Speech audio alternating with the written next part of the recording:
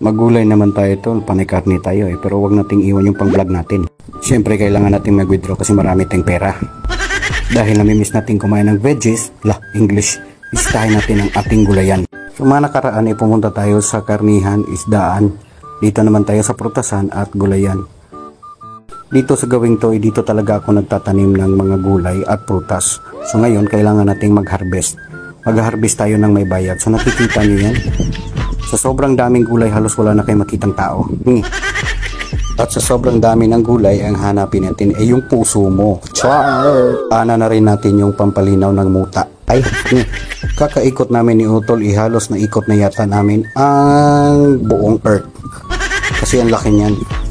At sa wakas, nakita ko rin at gusto kong bilhin ang talong mo. Yan, 20 lang yung talong mo.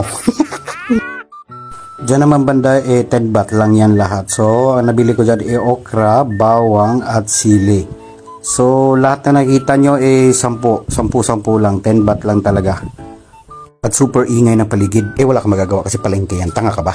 Nakarating na kami at shoutout sa nanay ko na naging videographer. Sa halagang 86 baht nakabili ako ng puso ng saging, talong, okra, sili at bawang. Nag-request nga ako sa nanay ko salad puso ng saging. The best talaga ang nanay ko at dahil natatakam ka, maglaway ka lang. Bye bye, thank you!